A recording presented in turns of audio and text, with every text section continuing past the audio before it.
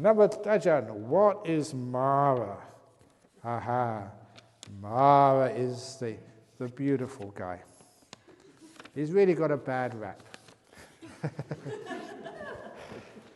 Mara, now Mara is supposed to be, the nearest they get in Buddhism to a devil. He's like the tempter. He's the guy. So I don't know why they call it a guy, but actually his daughters were all females, so that's gender neutral. But this guy was the guy who came to see the Buddha just before his enlightenment and tried to sort of do a deal with him. Say, don't get enlightened. You could be this great leader of mankind and womankind and gay kind and everybody kind. You could do so much for the world. You've got such great powers. If you become enlightened, you're just going to leave after a while. That's no good. Stay around and stop all the wars and the famines and let people be living in peace and harmony. You can do that. And the Buddha said, I know you, Mara. Get out of here. Because the word Mara, what really made me understand what Mara is, that Mara is a god, a deva, who in the Buddhist pantheon, the Buddhist hierarchy of heavenly realms, is the boss, the head in the realm called the Paranimitta Vasavati realm, the realm of those who wield power over other people's creating.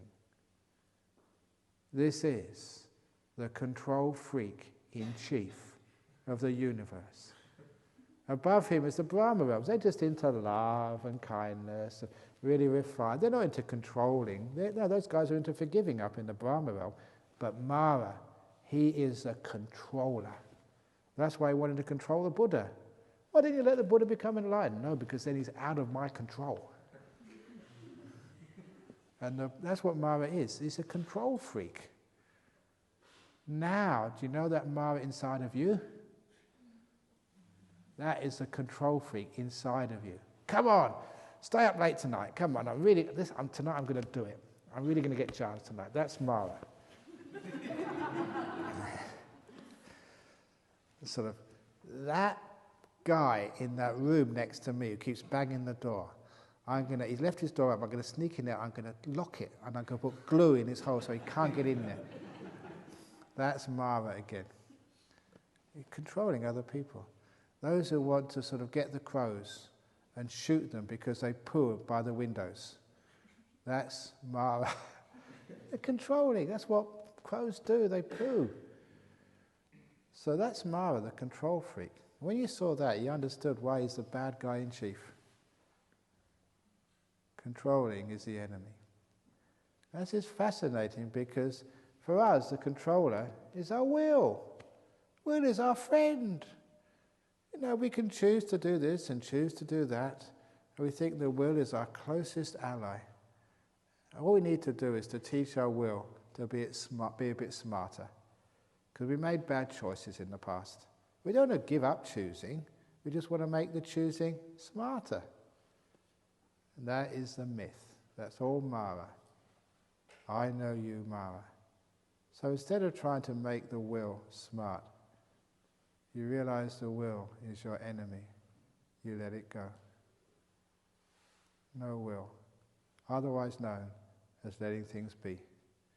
Contentment, freedom, happy to be here, no matter where you are. Letting go of desire. And when the will disappears, then you're in jhanas, having a nice time. And then you realize what created all of this trouble and suffering to begin with. Control to control, control. In the suttas, that's where the Buddha said, when you get into jhana, it blindfolds Mara. Mara can't find you in there. It's beyond control. Letting go at last. So that's actually why these jhanas, they give you a taste of what it's like to be beyond Mara's reach. It gives you the insight from direct experience of how to get beyond control. So, when I get into deep meditation, I'm out of control.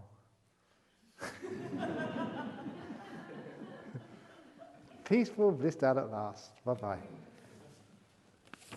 But it's tough to do that. because you have to let go of something you cherish more than anything else. Yeah, you may be able to let go of your body. You may be able to let go of all your knowledge when you get demented. You may be able to let go of all your possessions, but to let go of the doer, the will, that's one of the toughest things. You know how you do that? You're getting so deep in meditation, it's just too much fun. That's what happens to you. You know, you get like on the, basically the simile is like you're on the edge of jhanas. And you can see that's bliss, this is wonderful, it's profound, it's important. You know it's just, you can have a great time there, and it's the sort of thing which you've been aspiring for. It's not just pleasure, it's profound, it's pregnant with so much wisdom. It's deep stuff.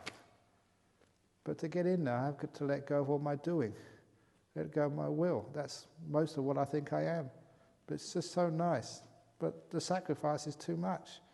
But it's brilliant in there. But no, I'm attached to me. But, I'm going for it. It's the joy and the pleasure that just, in the end, it just drags you in. You can't resist it. And then you realize this attachment to the doer, the controller, the will, the me. That was the biggest enemy of you.